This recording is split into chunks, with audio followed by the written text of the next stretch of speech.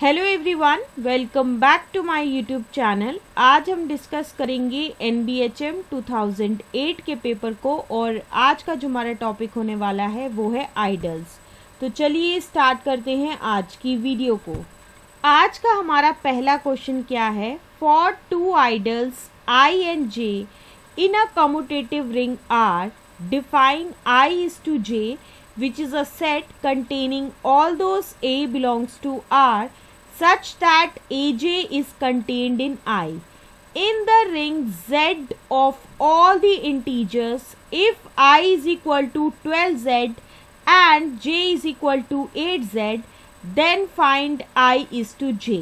अब इस क्वेश्चन में बेसिकली हमें क्या गिवन है कि अगर ऐसा हो कि दो आइडल्स हैं दैट इज I और J एक कम्यूटेटिव रिंग R में, तो I इज टू J को जो है वो डिफाइन किया गया है कुछ इस तरीके से।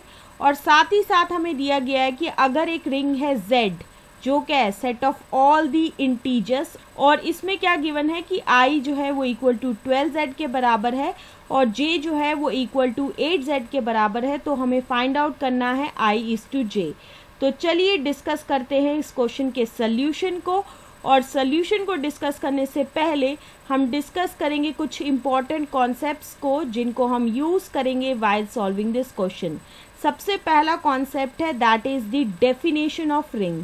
अब ये रिंग क्या होती है? इस केस में क्या है कि R जो है वो एक नॉन एम्प्टी सेट है, तो हम ये कह सकते हैं that is R under addition and multiplication. इसे हम रिंग कहेंगे अगर ये सेटिस्फाई करेंगे कुछ कंडीशंस को।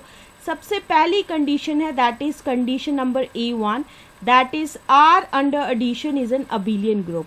अब ये R अंडर एडिशन जो अबिलियन ग्रुप है इसका क्या मतलब है? इसके लिए क्या होता है बेसिकली टोटल 5 कंडीशंस होती है जो R को सेटिस्फाई करनी पड़ती है। सबसे पहली कंडीशन ये है कि for all x belongs to R and for all y belongs to R we have x plus Y जो है वो भी बिलोंग करेगा R के अंदर। दूसरी कंडीशन ये होगी x plus y plus z। इसमें क्या है कि y प्लस z जो है वो ब्रैकेट के अंदर होगा।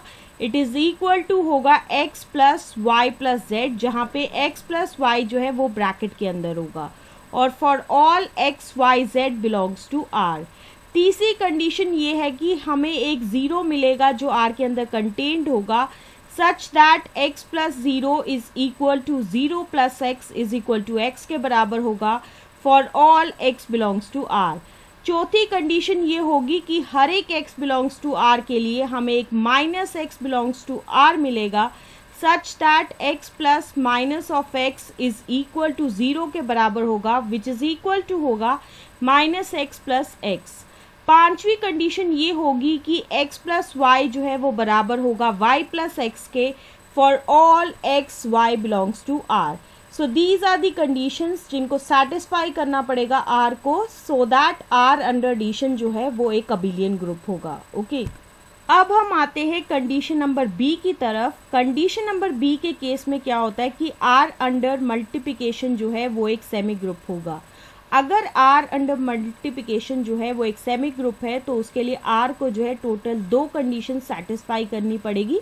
सबसे पहली ये कंडीशन है कि for all x belongs to R and for all y belongs to R such that we have x into y is also belonging to R।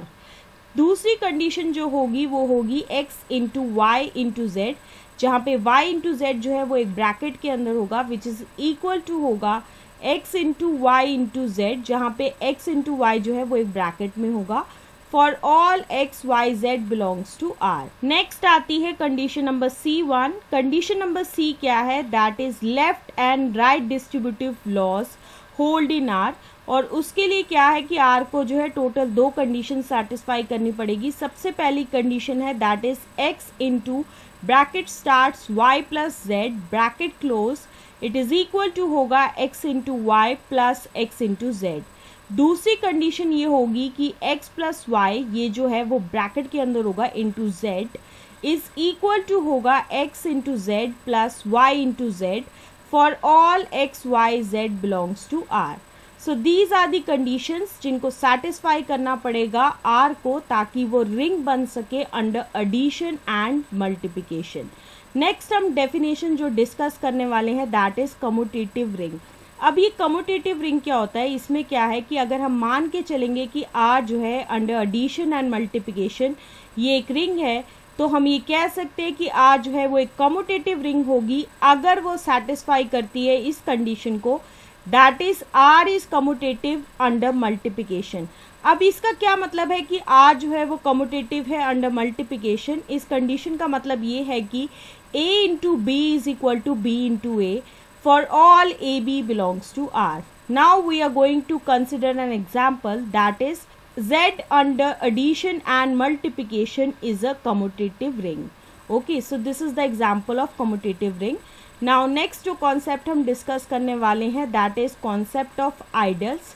सबसे पहली चीज़ जो हम discuss करेंगे कि left ideal क्या होता है, तो उसके लिए क्या करेंगे, हम मान के चलेंगे कि R जो है वो एक रिंग है और I जो है वो एक सब रिंग है R की, तो हम ये कह सकते हैं I जो है वो लेफ्ट आइडियल होगा आर का अगर ये सेटिस्फाई करता है इस कंडीशन को, that is for each R belongs to R and A belongs to I we have R A belongs to I.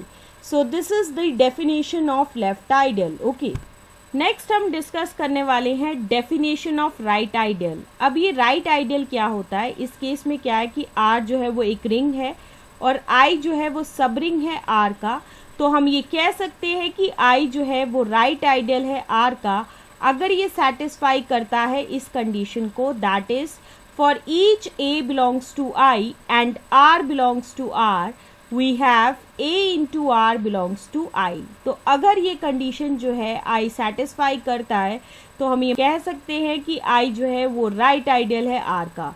Now next definition जो हम डिस्कस करेंगे that is the definition of ideal. अब ये ideal क्या होता है, इस case में क्या है कि I जो है वो सब रिंग है एक रिंग R की, तो हम इस I को जो है ये कह सकते हैं कि ये जो है आइडियल होगा R का अगर ये सेटिस्फाई करे इस कंडीशन को, that is I is both left ideal and right ideal. Now there is a note which is related to ideal that is I is equal to mz। ये किस type का set है, इसमें वो सारे एलिमेंट्स है which are of the form M A such that A belongs to Z। ये जो I is equal to mz है ये जो होगा आइडियल होगा Z का for every M belongs to N। Okay, now let's come to our question। As per the given question R is equal to है Z के बराबर which is the set of integers। I जो हमें given है it is equal to 12Z के बराबर है, J is equal to 8Z के बराबर है और ये दोनों के दोनों जो है वो आइडियल्स हैं Z के। Now I is to J is defined as, इसमें वो सारे A बिलोंग करेंगे R के जो इस केस में इक्वल टू Z के बराबर है, such that AJ is contained in I। अगर X जो है वो बिलोंग कर रहा है AJ के अंदर, जहाँ पे A जो है वो बिलोंग कर रहा है R के अंदर, जो इस केस में किसके बराबर है, Z के बराबर है, तो हम ये कह सकते हैं कि X किस फॉर्म का होगा, X इज इक्वल टू होगा A इंटू 8M, जहाँ पे M जो है वो बिलोंग करेगा Z के अंदर। अगर हम चाहते हैं कि ये जो X है जो AJ के अंदर कंटेन्ड है ये I के अंदर कंटेन्ड हो, जो इस केस में किसके बराबर है, it is equal to 12Z के बराबर है, तो इससे हमें क्या मिलेगा, A इंटू 8M बिलोंग करेगा 12Z के अंदर, which further implies that 8AM is equal to होगा 12K के बराबर, जहाँ पे K जो है वो बिलोंग करेगा Z के अंदर। अब हमें एक ऐसा A चाहिए ताकि क्या हो, 8AM जो है वो मल्टीपल हो 12 का। Okay, so which further implies that A किसके बराबर होगा, इट इज इक्वल टू होगा 3U के बराबर, जहाँ पे U जो है वो बिलोंग करेगा Z के अंदर। So that's why I is to J किसके बराबर होगा, 3Z के बराबर होगा। सो इसी वजह से जो है 3Z जो है वो आंसर होगा इस क्वेश्चन का। So this is the explanation to this particular question. अब हम आते हैं आज के दूसरे क्वेश्चन की तरफ, और आज का हमारा दूसरा क्वेश्चन क्या है, let P be a prime ideal in a commutative ring R and let S is equal to R minus P, that is the complement of P in R। अब इस क्वेश्चन में बेसिकली हमें given क्या है कि P जो है वो एक प्राइम आइडियल है एक कम्यूटेटिव रिंग R में, साथ ही साथ S जो है इसको हमने डिफाइन किया गया है कुछ इस तरीके से, that is R minus P।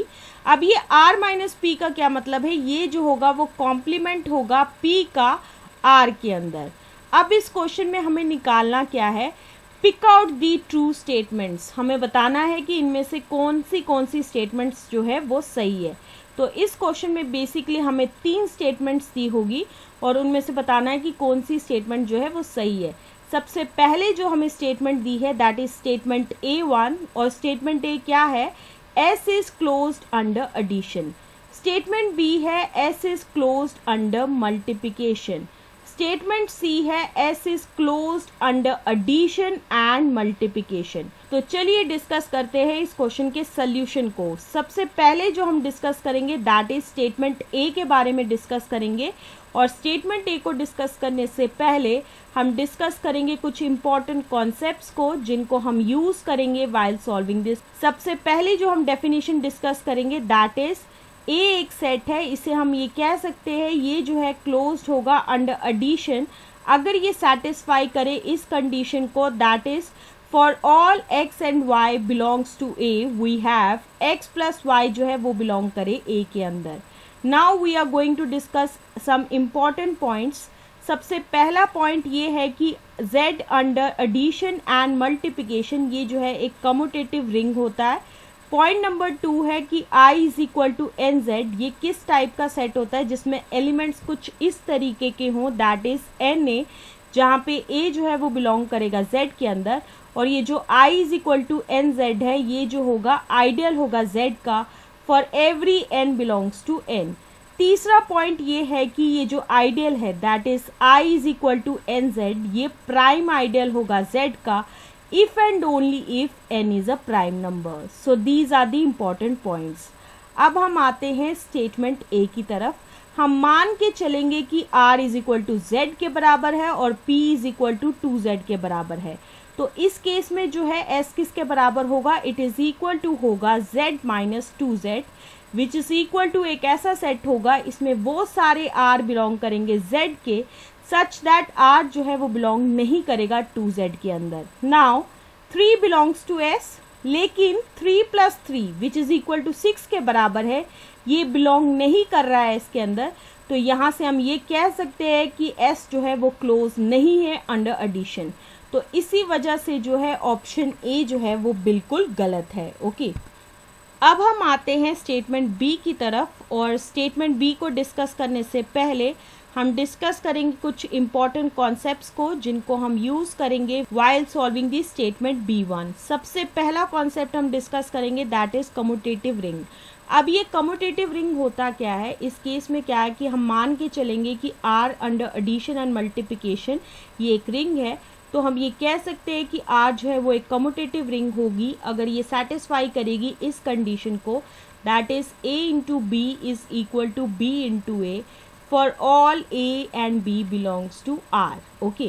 Now next definition जो हम डिस्कस करेंगे that is prime ideal। अब ये prime ideal क्या होता है, इस केस में हम मान के चलेंगे कि R जो है वो एक कम्यूटेटिव रिंग है और एक आइडियल है P जो नॉट इक्वल टू R के बराबर होगा। इसे हम कहेंगे कि ये जो है वो प्राइम आइडियल है R का अगर ये सेटिस्फाई करे इस कंडीशन को, दैट इज जब भी A इंटू B जो है वो बिलोंग करेगा P के अंदर, जहाँ पे A और B दोनों के दोनों बिलोंग कर रहे हैं R के अंदर, तो या तो A को जो है वो बिलोंग करना पड़ेगा P के अंदर और या तो B को बिलोंग करना पड़ेगा P के अंदर। Okay, so this is the definition of prime ideal. Now next definition that we are going to discuss that एक सेट A है, इसे हम ये कह सकते हैं ये जो है वो क्लोज्ड होगा अंडर मल्टीप्लिकेशन अगर ये सेटिस्फाई करे इस कंडीशन को, that is for all x and y belongs to A we have x into Y जो है वो बिलोंग करेगा A के अंदर। तो चलिए अब हम डिस्कस करने वाले हैं स्टेटमेंट B के बारे में। जैसा कि हमें गिवन है कि S जो है वो किसके बराबर है, R माइनस P के बराबर है, जहाँ पे R जो है वो एक कम्यूटेटिव रिंग है और P जो है वो प्राइम आइडियल है R का। मतलब क्या है कि S किस टाइप का है, इसमें वो सारे R बिलोंग करेंगे R के अंदर जहाँ पे R जो है वो P के अंदर बिलोंग नहीं करेगा। अब जैसा कि स्टेटमेंट B में हमें प्रूफ करना है कि S जो है वो क्लोज्ड है अंडर मल्टीप्लिकेशन, तो तो उसके लिए हम क्या करेंगे, हम मान के चलेंगे कि R1 और R2 जो है वो बिलोंग कर रहे हैं S के अंदर। अगर R1 और R2 जो है वो बिलोंग कर रहा है S के अंदर, तो इसका मतलब ये है कि R1 और R2 जो है वो बिलोंग करेगा R के अंदर, लेकिन R1 और R2 जो है वो बिलोंग नहीं करेगा P के अंदर। Now we have to show that R1 into R2 belongs to S। तो उसके लिए हम क्या करेंगे, हम मान के चलेंगे कि R1 इंटू R2 जो है वो बिलोंग नहीं कर रहा है S के अंदर। अगर R1 इंटू R2 जो है वो S के अंदर नहीं बिलोंग कर रहा है, तो इसका मतलब क्या है कि R1 इंटू R2 जो है वो R के अंदर भी बिलोंग नहीं करेगा, लेकिन यही R1 इंटू R2 जो है वो बिलोंग करेगा P के अंदर। ओके, अब अगर R1 इंटू R2 जो है वो बिलोंग कर रहा है P के अंदर, तो इसका क्या मतलब है, या तो R1 जो है वो बिलोंग करेगा P के अंदर, या तो R2 जो है वो बिलोंग करेगा P के अंदर। अब ये चीज़ कहाँ से आई, क्योंकि P जो है वो प्राइम आइडियल है R का, लेकिन ये जो चीज़ है ये तो कॉन्ट्राडिक्शन है, क्योंकि ना ही R1 जो है वो बिलोंग कर रहा है P के अंदर और ना ही R2 बिलोंग कर रहा है P के अंदर। सो यहाँ से हमें क्या पता चला कि R1 इंटू R2 जो है वो बिलोंग करेगा S के अंदर, जहाँ पे R1 और R2 जो है वो बिलोंग कर रहे हैं S के अंदर। सो इस पूरी डिस्कशन से हमें क्या पता चला कि S जो है वो क्लोज्ड है अंडर मल्टीप्लिकेशन। तो इसी वजह से जो है ऑप्शन बी जो है वो बिल्कुल सही है। अब हम आते हैं स्टेटमेंट सी की तरफ। जैसा कि ऑप्शन ए में हमें क्या पता चला कि S जो है वो क्लोज नहीं है अंडर एडिशन, और ऑप्शन बी से हमें ये पता चला कि S जो है वो क्लोज्ड है अंडर मल्टीप्लिकेशन। तो इस पूरी डिस्कशन से हमें क्या पता चला कि ऑप्शन सी जो है वो बिल्कुल गलत है। सो दैट्स वाई जो है option B will be the answer of this question, and this is the explanation to this particular question. With the explanation of this question, this is the end of this video. Stay tuned for the next video. Thank you.